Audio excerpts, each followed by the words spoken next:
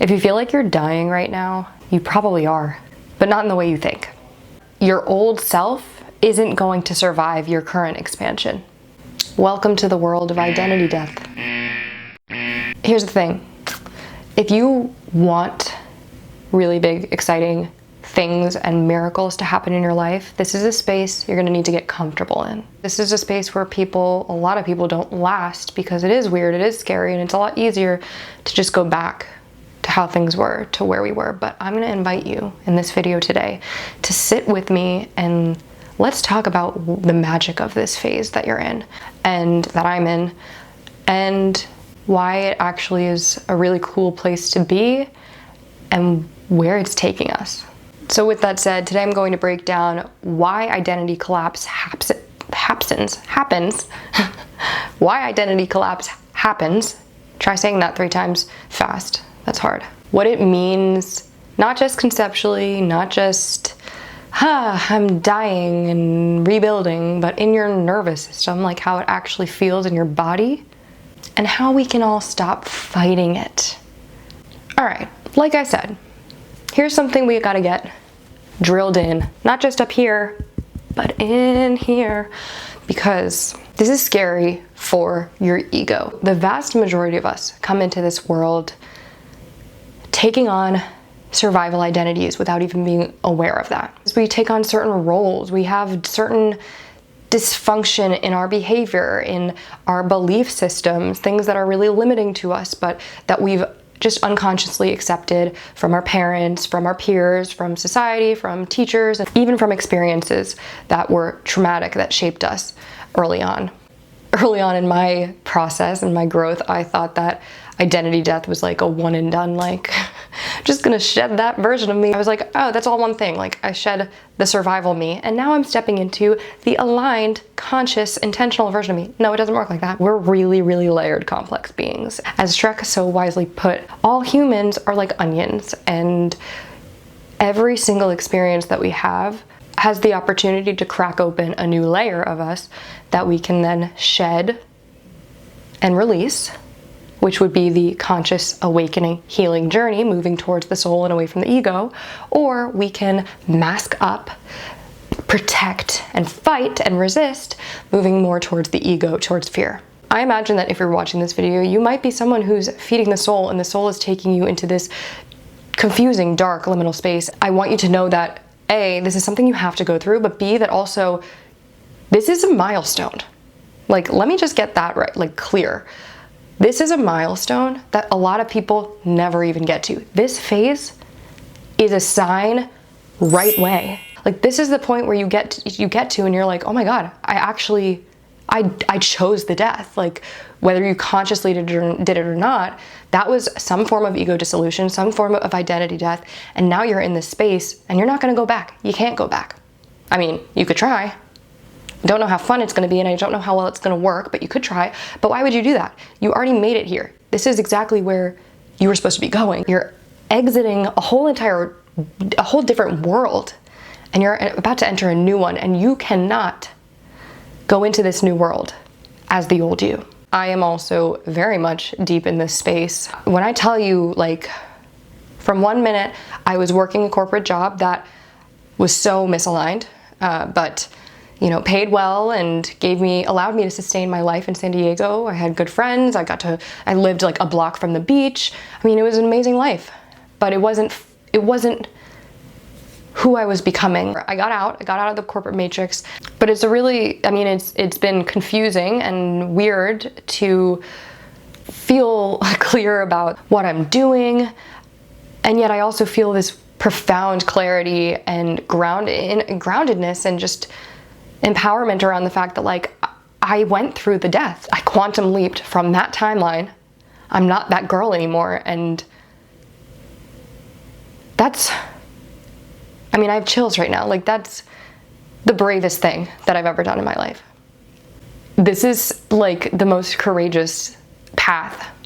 No one can really tell you what it's going to look like for you or feel like for you. I mean, that's part of the reason why I made this YouTube channel, is so that we can kind of integrate together, and hopefully I can be a lighthouse for you and Even though I can't tell you what your experience is going to be like, at least you can know you're not alone, and you can also have some insight through my experience, because this is something I love to study and learn about through my own experiences. You definitely know, like, this is brave and this is amazing, and you're where you're supposed to be, like exactly where you're supposed to be. This again is a checkpoint, a milestone. Be so proud that you're here. So back to why it scares your ego comes down to the nervous system, because your nervous system's one and only job is to survive, and it only trusts what it knows, what's familiar. And that's true even when something is really toxic, really dysfunctional. If it feels safe, if it kept you alive before, even if it caused you pain, even if it made you miserable or ruined relationships or got you fired from your job or whatever it is for you, it will choose that every single time. So what happens is when you outgrow your old identity and it starts to collapse, your nervous system is like, whoa, whoa, whoa, whoa, whoa, whoa. What's happening?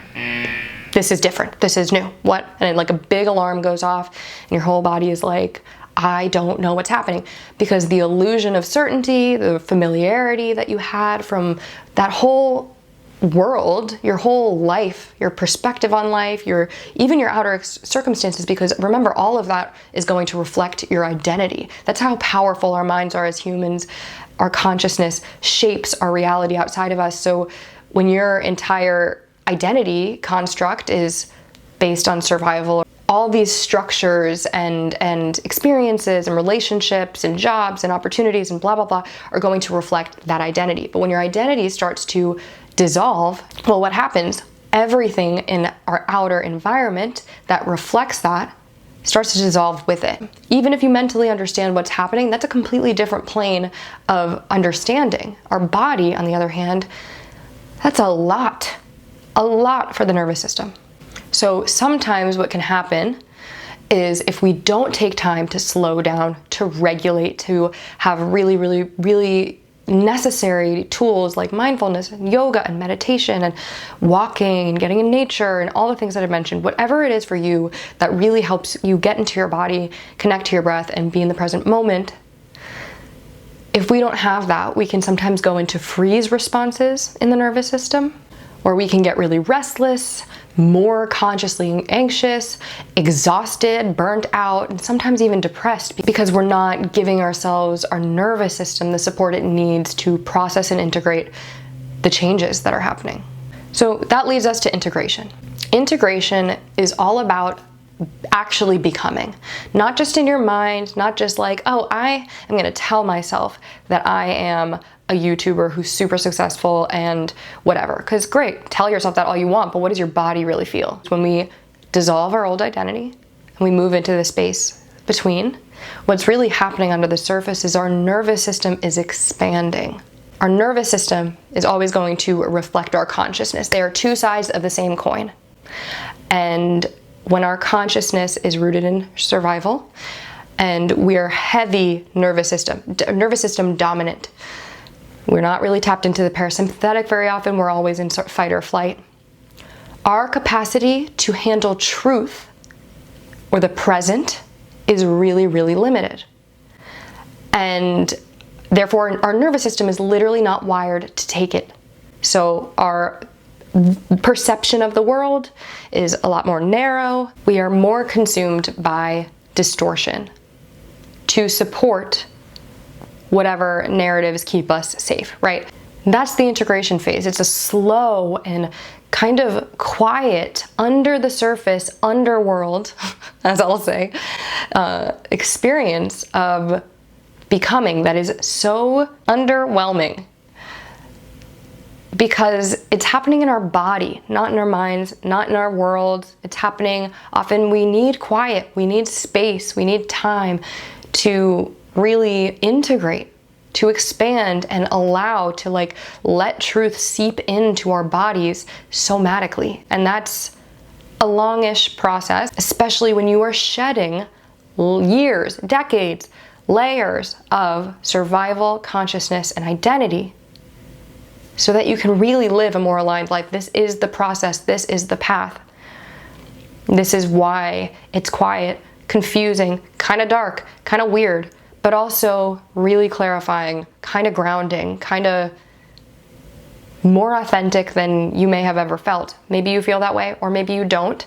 But if you, I will say that if you lean into this with an open heart and surrender, and you use, and if that's a challenge for you, using tools like yoga, again, breath work, meditation, walks, whatever works for you, tapping into whatever activities every single day, making time to slow down and reconnect with your body, with your breath, with the present moment, you'll find that this phase actually has kind of an unexpected beauty to it.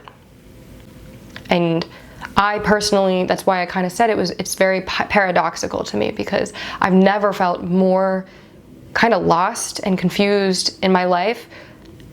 But at the same time, I've also never felt more clear and more on path and more true in my life, because that's how you know. That's the paradox of the hero's journey, by the way. That's the paradox of walking an honest path, paving your own path, is that's how it feels. That's the irony, because when you're in, the matrix and you're living by the ego, distortion lets you believe. It creates these false senses of comfort and stability and security. They're illusions, because reality is nothing in life is certain. Everything is finite in this physical dimension, and nothing is really ours. And so when you walk this path and you get to this point, you start to realize, like, the honesty of that, the conscious awareness of, like, I don't know where I'm going, is no different than it was before. It's just that you're aware of it now, and you're no longer buying into the illusions that make you feel safe, that make you feel like you're on the right path when you're really not. And that, ironically, it makes you feel kind of confused and unclear, but it also, in your soul, in your heart, know, like, you're actually on the right path for you. And that's why your old self is just simply not going to have the structure, the foundation to handle the bigness that you are calling in. It just can't, because it's fundamentally wired in a different way, fundamentally wired for a completely different capacity for living and a completely different trajectory as a result. So the trajectory that you want requires complete dismantling of the identity that served your survival, so that you can build an identity that's built on thriving. The one thing I need you to take away from this is that you're not lazy, you're not off path, you're actually right on it. You are becoming. This is the ugly, kind of dark, kind of weird, kind of uncomfortable, confusing, unglamorous part of becoming, of manifestation, of self-actualization. This is where it all begins. This is where the magic happens, and you're doing it right, and you're exactly where you need to be. I hope you're as proud of yourself as I am. You cannot hold on to your old self. Any part of your life that was attached or tied to your old self, this is gonna be a violent ending, and you're gonna feel it somatically in your nervous system. And that is something you need to remember, but also have compassion for yourself for. Make time for yourself to slow down and breathe, and be patient with yourself and also with the process, because this is the process, and the longer it takes, the deeper you can go. And when you go deep, that's where you build a really, really, really strong foundation for what's to come. And the stronger foundation you have, the deeper the roots of your becoming are. Well, you know how trees work. The deeper the roots, the bigger the tree. So keep that in mind when you're feeling confused, you're feeling in between, you're sad about, or you're nostalgic about where you came from, but you're also like, oh, I want to be where I'm going. Well, you can't get there without this work. If this resonates with you, definitely give this video a thumbs up and drop a comment below. Let me know how it's going for you. Also, stay tuned for Friday's upload, because I'm going to talk a little bit more in depth about how to survive the void, or the space between, where the new you is taking shape. And of course, please subscribe to this channel if you haven't already for more content like this. I'm so happy you're here, and I hope to see you soon. Bye.